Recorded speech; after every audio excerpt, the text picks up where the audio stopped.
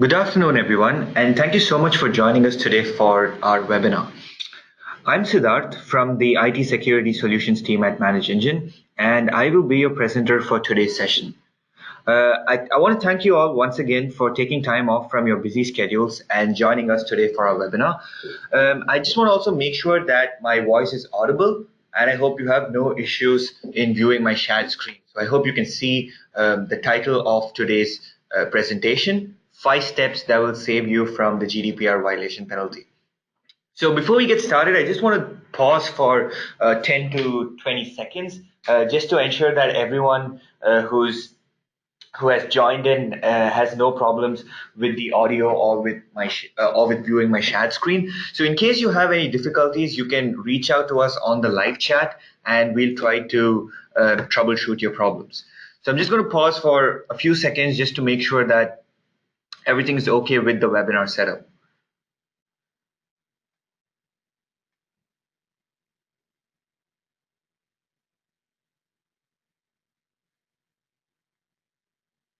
Right. So I guess everything is good to go.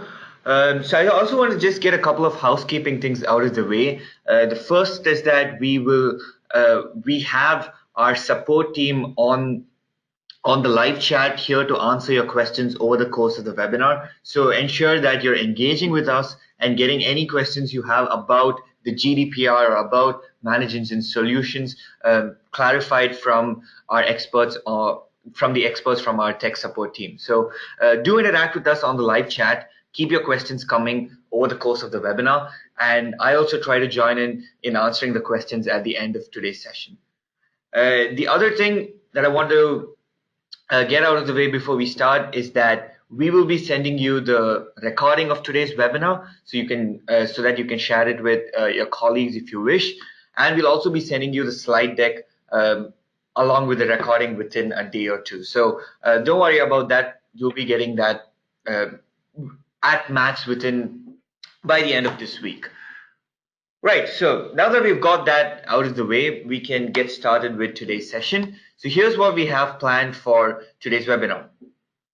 We're going to be looking at two important aspects of the GDPR for security teams especially, which is Article number 32 and Article number 33. We're going to go over exactly what those two articles are expecting organizations to do. And then we're going to formulate a 5-step approach to tackling these two important articles of the GDPR. So we're going to be looking at what you see on the screen, that is the starting with discovering, isolating, and backing up personal data, to step 2, which is setting up some basic security configurations. And then we're going to be looking at configuring alerts in a security solution. And we're going to be looking at how you can actually leverage a security solution to set up notifications to detect breach attempts. And we'll be looking at what you need to do in case you get breached and how to go about generating a post-breach incident report for the GDPR. So this is what we're going to be dealing with, Articles number 32 and 33. And then we're going to be looking at a high-level overview of 5 steps that you need to be taking, or 5 areas that you need to focus on in order to meet the requirements of Articles 32 and 33, which, as I said, are crucial defining aspects for security teams when it comes to the GDPR. Right. So let's get started and first look at these two very important articles from the GDPR that all of you security teams must closely analyze. So first is Article number 32, which is security of data processing.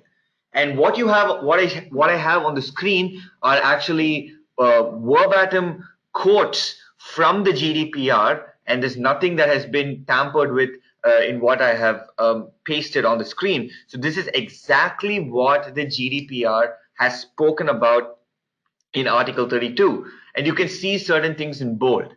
Right? So these things are really important when it comes to the GDPR, ensuring ongoing confidentiality, integrity, availability, and resilience of the processing systems and services. right? So keep this in mind, because why I'm showing you these articles to start with is so that we can understand exactly what the GDPR wants us to do. And then we're going to be looking at a sort of a strategy or an action plan as to what are the things you need to be focusing on in order to meet these requirements. So Article 32 is talking about this very explicitly: the confidentiality, the integrity, the availability, and the resilience of processing systems and services. The next quote, which is again pretty important when it comes to especially the area of backup and recovery, is restoring the availability and access to personal data in a timely manner in the event of a physical or technical incident. Right? So if that is an incident in your organization that results in some sort of like a loss in personal data, you should be in a position to restore the availability and access to the personal data that was compromised, right? So that's something that you want to keep in mind. And then the third point is why you want to avoid the unlawful destruction, loss, alteration, unauthorized disclosure, and access to personal data, right? So these the three excerpts from Article 32 that I'm showing you on the screen is pretty much what you need to be focusing on when it comes to, as a security team, this is what you need to be focusing on when it comes to the GDPR, right? So you have the point about ensuring that the data that you have, the personal data that you have, you're ensuring the ongoing confidentiality, the integrity, and the availability and the resilience. You want to be in a position where you can restore the availability and access to personal data in case you have a physical or technical incident. And you also want to have measures in place to so that you don't have the unlawful destruction, loss, alteration, unauthorized disclosure, and access to personal data. Right? So keep this in mind, because this is a very, very important aspect, a very, very important requirement for security teams when it comes to the GDPR. And then you have Article 33. Article 33, which is the notification of a personal data breach, which is again hugely important when it comes to the GDPR for security teams. You can see what it says. In case of a personal data breach, the controller shall, without undue delay and where feasible, not later than 72 hours after having become aware of it, notify the personal data breach. Right? So if you have a personal data breach in your organization, you are liable and you have to report the data breach within 72 hours. Right? So that's about 3 days. If you have a data breach in your organization, you need to ensure that you are in a position to detect the breach and tell the authorities about the breach within 72 hours of discovery. Right? So you also have to document personal data breaches, note down things like the facts relating to the breach and its effects, and the action that you took to curb to mitigate the attack. You have to document all of these and report the breach to the authorities within 72 hours. You need to ensure that your security team is in a position to do this, because this is an explicit requirement. Both Article 32 and 33, there's nothing left to the imagination, nothing left out in the open for interpretation. But this is something that the GDPR is explicitly stating, and this is something that GDPR auditors are definitely going to be focusing on, right? Because since the GDPR is a new compliance regulation, a lot of security experts are pondering and contemplating and trying to interpret exactly what the GDPR is all about. But here in the GDPR, there are a lot of things which I agree can be left out to interpretation. But here are two articles, 32 and 33, that you don't want to be just relax on, right? You want to take these two things really seriously, because these two articles are very explicit in what they are expecting organizations to do. One, we saw Article 32, which talked about security of processing of data, and Article 33 says that you need to notify personal data breaches within 72 hours to the authorities. So these are two things that you want to understand clearly, and you want to ensure that you're able to meet these requirements through the security measures and processes and security tools that you want to deploy in your security operations center. Right, so let's get started with actually looking at the strategy to meet Articles 32 and 33 of the GDPR. So firstly, the first step in our 5-step plan is to actually discover the data, isolate, and back up the data. But first, before we get started with this, even before we go into step 1, you must actually first identify yourself as a controller or processor of data, right? So because this is GDPR lingo, so you need to understand whether you're a data controller or a data processor. And then you need to understand and assess what kind of personal data your organization deals with, right? This could be patient information if you're from healthcare, or you could have some sort of client information if you're in a law firm or consulting firm. You could have cardholder details in the financial industry. You need to first identify what kind of personal data that you deal with. And this is really important to first be able to define and assess the scope of personal data that your organization deals with. So once you actually do that, you need to discover where this data is in your organization. All these different types of data that you have, all these different types of personal data that you have, you need to discover where it is being stored in your organization. So what kind of personal data do you deal with, and where is it stored in your IT environment? And then comes the isolation of personal data, right? So isolating the personal data from the rest of the data stored in your network, to the extent possible, of course, is going to be very, very important. And this is something that you must do, because doing this will not only make it easier for you to manage the personal data, but more importantly, it allows you to manage the accesses to the personal data.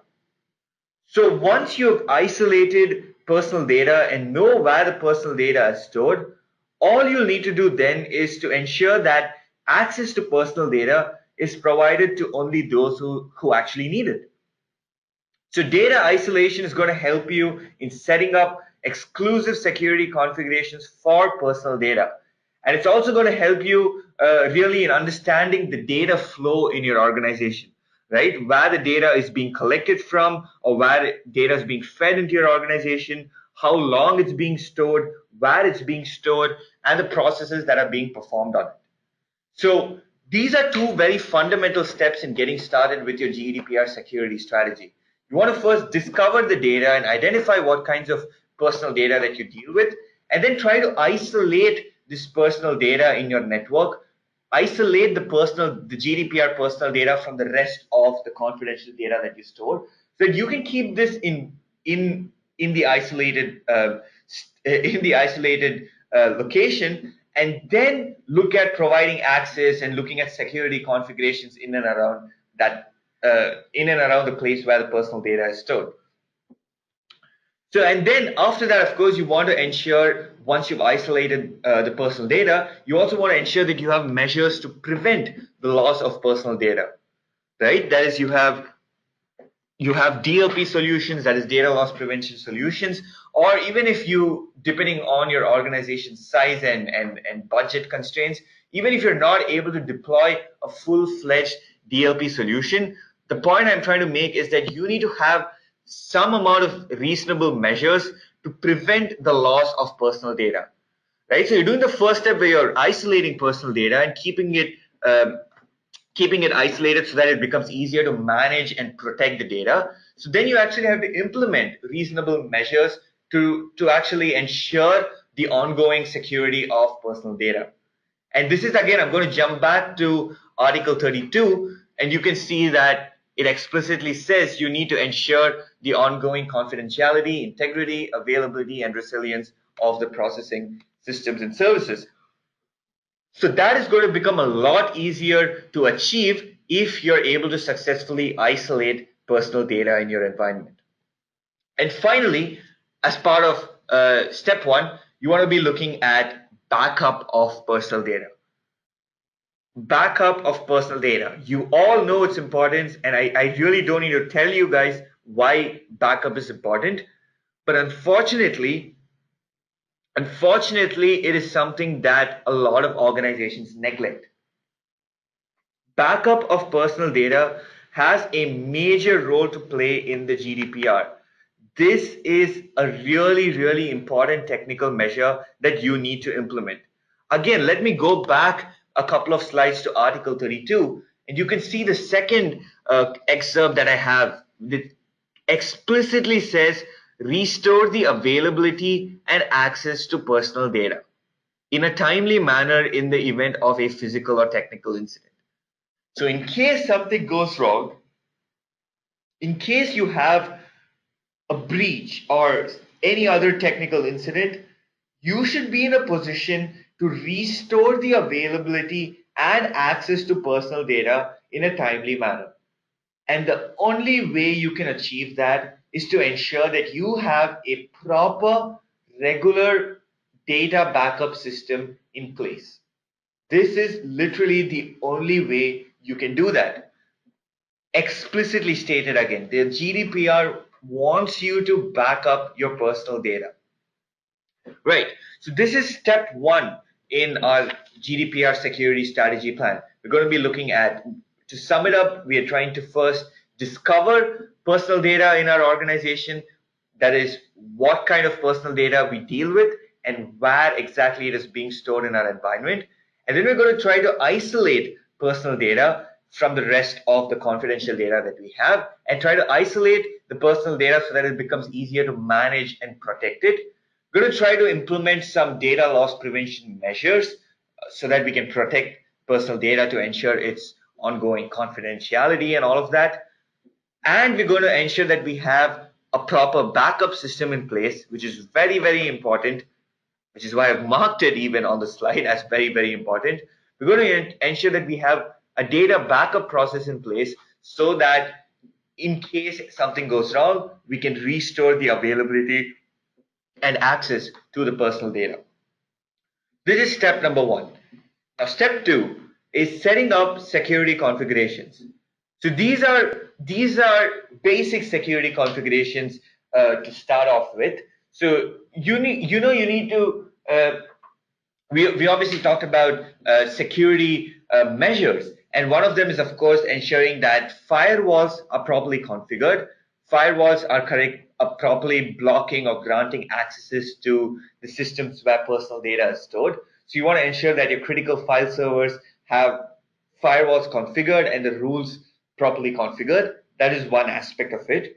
And then you want to look at certain security configurations specifically on your different systems.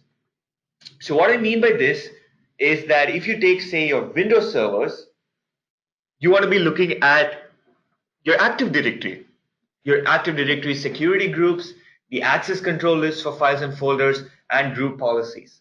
So you need to ensure that all of these things are properly configured, right? So this is the benefit again. This is the benefit again of isolating personal data. So for example, if you know that your personal GDPR personal data is being stored on a particular file server, you can then go to that file server and start checking the different security configurations that have been set on it, right? So right from your firewall rules and then the access control lists to on the files and folders, the security groups which have the access to those files and folders, group policies, all of these things have to be configured properly and validated so that you know that accesses and the permissions have properly been assigned in your organization. And the same thing holds good for your databases as well, right? So you want to check basic configurations and ensure that they are in place before the GDPR kicks in. You want to ensure that the admin privileges are properly granted, the default port settings have been changed. You want to enforce strict password policies for your admin accounts, block internet access on the server, and things like that, right? So these are basic security configurations that you need to implement in the systems where personal data is being stored. And again, I keep coming back to this uh, data isolation, that it's going to help you make these the process of setting up these security configurations a whole lot easier. So, in summing up, this is not a generic. This is not something that is.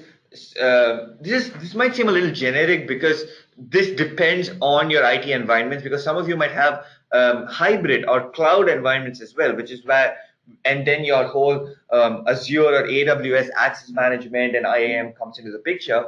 But what I was trying to talk about and convey in this slide is really looking at the security configurations that you have in place and validating them to ensure proper access and permissions have been granted, right? So you want to ensure that you need to set up the appropriate levels of access permissions to ensure that only the authorized individuals can access personal data. So that's what you want. So you must have a proper process in place for providing and reviewing accesses and permissions granted, say in Active Directory or your databases, or whichever other system, your Azure, your AWS. The same idea holds good.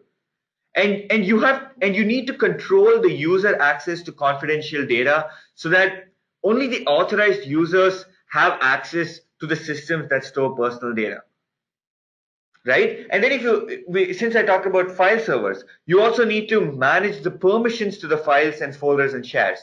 And this is extremely crucial again, because often the management of file server permissions can get a little tricky.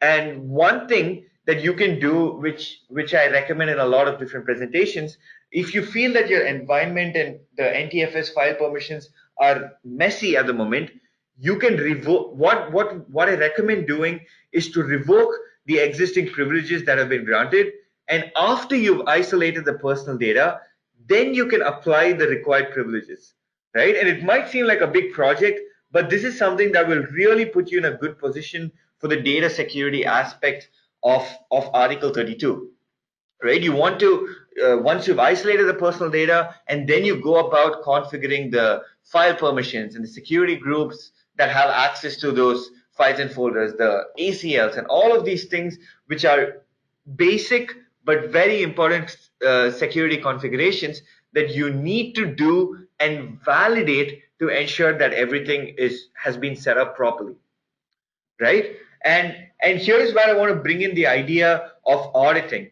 You also want to enable auditing so that you can detect potential misuse or loopholes that may jeopardize your security system. This is after doing your basic security configurations.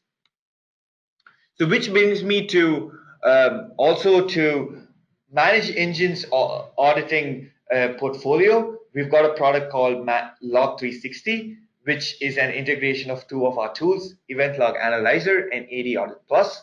So Event Log Analyzer is a log management tool for SIEM, and AD Audit Plus is a real-time Active Directory auditing and alerting solution. So both of these tools put together form Log 360, which is our comprehensive SIM solution. And what Log 360 can do is give you that auditing and alerting capability that is important for the GDPR, right? So because, like I said, you want to be able to detect potential misuse or loopholes in your security system after you've configured these basic security configurations. And here is where the idea of an auditing tool comes into the picture. And we've got one here at Manage Engine, which is Log 360, a comprehensive SIM solution that has been in the Gartner Magic Quadrant now for the last 2 years. So I just thought I'll just introduce you to the solution before continuing with the presentation, because I will jump into the tool at a later stage just to show you something about auditing and alerting. We'll get to that. I just wanted to introduce you to the solution so that you can also start exploring the tool. And also, if you have specific questions about Manage Engine's auditing products, you can ask them on the live chat as well. Right. So this brings me to the third step in our GDPR security strategy, which is to configure alerts to detect incidents. Right. So here is where, after configuring the basic security, setting up the basic security configurations, you want to enable auditing policies on your systems so that you're able to continuously track crucial security events. Right. So you want to leverage the log data from your different resources. So your file servers, your any of the critical servers, your databases, your web servers, all of these things are going to be logging security events, and you want to ensure that you've enabled auditing for the right set of events so that you can track crucial security events, right? And by using a SIM solution or an SIEM solution, you can get alerts for important events, right? The ones that you see in red, things like login failures and account lockouts, accesses to files that contain personal data, modifications made to personal data, any anomalies in the user behavior. All of these things can be tracked using a SIM solution like Log360. And Log360 can give you the alerts that you need for potential misuse. You know, if you have unauthorized access or repeated failed access attempts and unauthorized modifications being made, you'll be able to track these things using a SIM solution like Log360, and you will get alerts for when these events happen, right? And you also want to be looking at, we talked about doing some security configurations such as the security groups and ACLs and things like that. You also want to be auditing the changes happening to those ACLs or to the security groups, right? So change auditing and alerting for events like permission changes and security group membership changes. You want to ensure that you are auditing important changes such as these so that you can detect potential misuse that could jeopardize your internal security. And a simple example would be, what if somebody in your organization was added to the domain admin group in Active Directory, right? So you should be able to detect critical changes such as these. And again, you can do that if you've enabled auditing policies and then leveraging a specialized auditing solution like Log360. Right? So this is an important area, step number 3, where you're actually using a specialized solution to be able to achieve the auditing and alerting functionality that is important for GDPR and IT security in general. Right? I'm just going to jump into our product for a moment. Let me just see. I'm just going to jump into our product to show you how you can actually configure alerting on the tool. Let me just log into the product.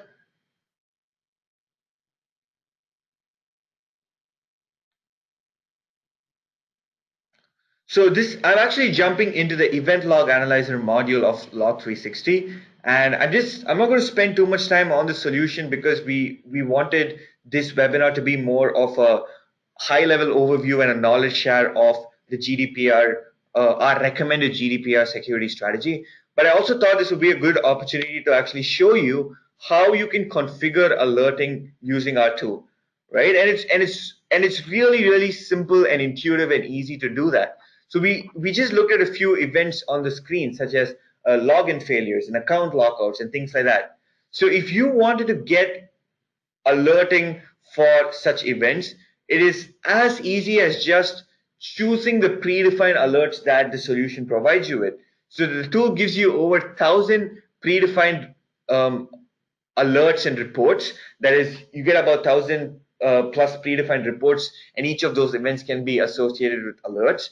So all you have to do essentially to configure an alert is you have to choose the device for which you want the alert. So say it's a group of Windows servers that you're configuring the alert for, and then you just have to simply choose the alert itself, right? You just choose the device you want the alert for, and then you choose the alert that you want. So it could be anything. It could be access denied to users. It could be this. You could just save the alert and choose how you want the alert notification to be received, and that's it. It's as simple as that to set up alerting, right? So all you have to do is enable the auditing policies on your different sources, and then jump to Log 360, choose the devices for which you want to monitor those events, and choose the alert itself. And most alerts are available predefined in the product. So it's as easy as just a couple of clicks and you save the alert profile, and then in case that event happens, you get a notification for that event.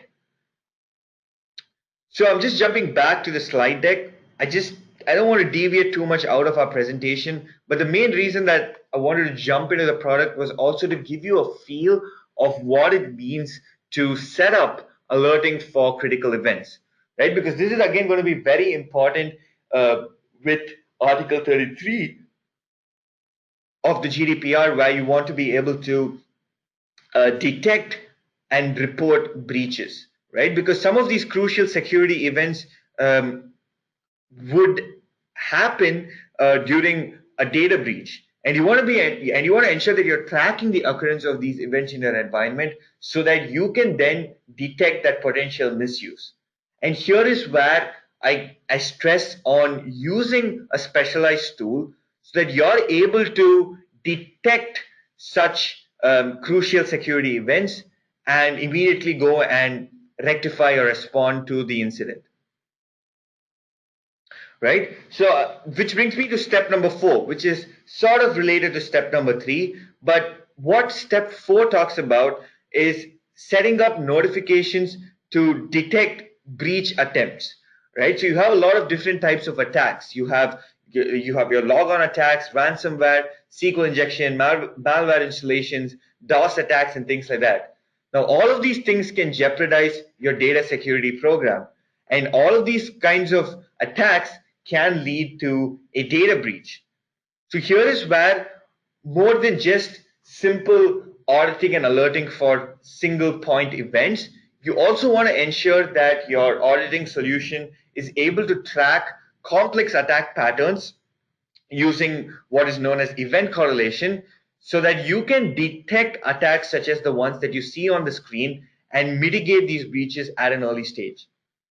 Right? So you want to ensure, the previous slide we looked at basic auditing and alerting that you want to set up in your environment. Step 4 is actually being able to detect breach attempts instantly so that you can then not only detect the breach and then go ahead and respond and stop the breach.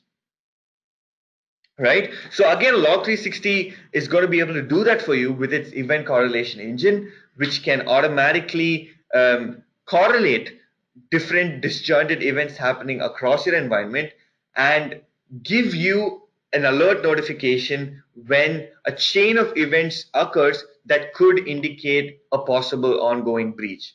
So Log 360 can do that for you as well, not just give you those basic audit reports and alerts for single individual events, but also help you handle several security attack use cases by using its event correlation module. So this is step 4, where you're actually going to look at detecting and responding to breaches, incident detection and response. This is a very, very, very important aspect of Article 33, because you want to be in a position to quickly detect and report breaches.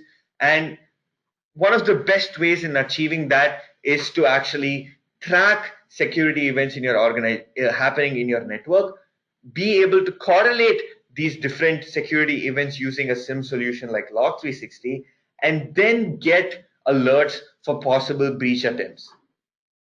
So that this will then empower you to go ahead and respond to the incident and mitigate the breach at an early stage. So this is very important when it comes to Article 33 of the GDPR. And this brings me to step 5, generating a post-breach incident report for assessments, right? So this is in case you get breached, again, Article 33, in case you get breached, you know that you have to report the breach within 72 hours to the authorities. So if you get breached, if you have a security incident, you should again be in a position to file an incident report for your auditors. Now, this is where the GDPR expects you to do what it says in the first point, that is, gather data about the nature and impact of the breach, including the number of data subjects affected. Right? So you should be in a position, in case you have a security incident that leads to the compromise of personal data, you have to be in a position to assess and judge the nature of the breach, the individuals that were affected, what kinds of personal data was actually compromised, and in case there are any possible repercussions because of this, is there any potential personal danger, for example, to the individuals whose data was compromised. You should be in a position to first assess and judge all of these things, and then report all of these details to the authorities within the deadline, right? So here is where again a SIM solution like Log 360 gives you a log search feature which can allow you to backtrack a breach and gather important security data pertaining to the breach, right? So you can go over the different events that happened that led to the data breach, sort of like conducting a forensic investigation, and then provide these details along with the other breach details to your authorities, right? So you want to backtrack the event, go on to the time of the data breach and look at what are the events that happened in your environment that led to the breach, and you're going to be able to do that using using a SIM solution like Log 360, and you're going to be able to then note down these different events that happen, and along with this along with the other data that you've gathered of the data breach itself and who was affected and things like that, with all of these things you will be able to furnish a detailed incident report for your auditors. And this will ensure that you're complying with the GDPR. Because remember, the GDPR isn't going to fine you simply because you had a data breach. They're going to fine you if you have a data breach and they find you negligent for data security. Right? That is when you get that big fine that you see in red. 10 million euros or 2% of the company's worldwide total worldwide annual turnover, whichever is higher. So the only way if you have a data breach that results in the loss of personal data, and if you're not able to furnish clear-cut details to your auditors, you are liable for this huge fine. So you have to ensure that you have the tracking mechanisms and auditing mechanisms in place in your environment, so that not only are you able to get alerts and mitigate breaches, but also in case a breach happens, you're in a position to backtrack the data breach and furnish crucial details about the data breach to your auditors within the 72-hour deadline, right? So this is step 5, which is more in case you have a breach, what you need to do. You need to be in a position to file the breach report, which needs to contain details about the breach and who was affected and what kind of data was lost and things like that. And also be able to tell your auditors what were the different events, the security events that happened in your environment that led to the data breach. So if you're able to furnish all of these details along with the remediation steps that you've taken to for damage control, if you're able to do all of these things, I'm sorry, I think I lost my audio for a moment there. So if you're able to do all of these things, then you will still be GDPR compliant. If you get breached and you're able to file this incident report to the authorities, then you will not be fined and you will still maintain GDPR compliance.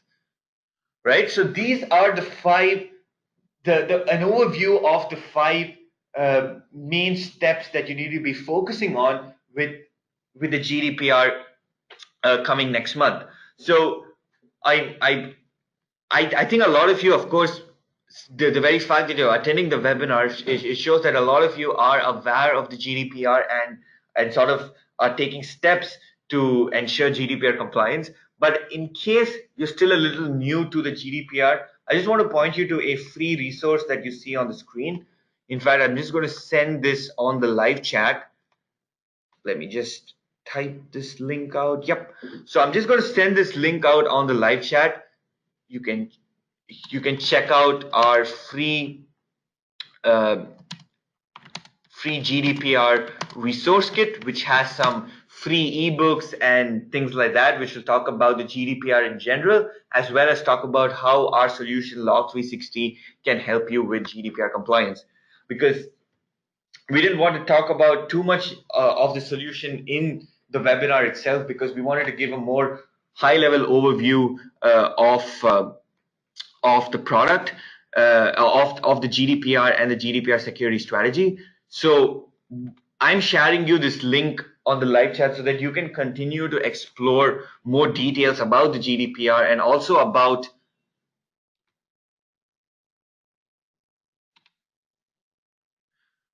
I'm sorry about that. I think we just lost audio for a moment. I hope we're back on the line now. So I was just saying that I didn't want to give you too many details about the product in this webinar and focus more on a high-level overview of the GDPR security strategy for Articles 32 and 33. So that's why I've shared the link on the live chat. So be sure you click on the link and access our free GDPR resource kit to not only learn more about the GDPR from a security professional standpoint, but also about how our Manage Engine auditing products can help your organization comply with the GDPR. Right. So this brings me to the end of my presentation. Thank you so much for joining us for our session. And some of you have been asking questions on the live chat that we're answering. So thank you so much for the engagement as well. Do keep your questions coming on the live chat. In case you have any further questions about the product, uh, you can ask those as well on the live chat. You can get more details on our website, which is manageengine.com/log-management. That will take you to the Log 360 homepage where you can get more details about Log 360 itself. So do keep your questions coming on the live chat, and in case you have any product specific questions, you can again reach out to us on our support email that you see on the screen, which is log360-support@manageengine.com. So once again, thank you so much for joining us. Be sure to take a minute at the end of the webinar to fill up the feedback form to let us know what you liked or didn't like about the webinar session. Also, we're open for suggestions on what you'd like to see in future webinars. So if there's something specific about the GDPR that you'd like to read about or that you'd like to hear about, let us know on the feedback at the end of the webinar. Thank you so much for joining us. Keep talking to us on the live chat, and I hope you have a great day ahead.